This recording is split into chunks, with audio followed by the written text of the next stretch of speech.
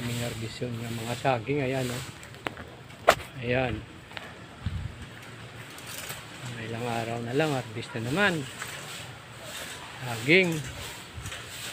May tinanim ka, mayroon kang anihin. Ayun. Pangatlong puno. Ilang piraso lang. Ayan.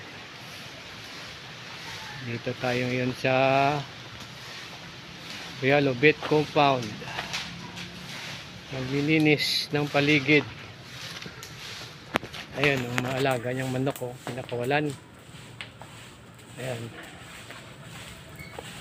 Masyadong mailap. Para mga wild.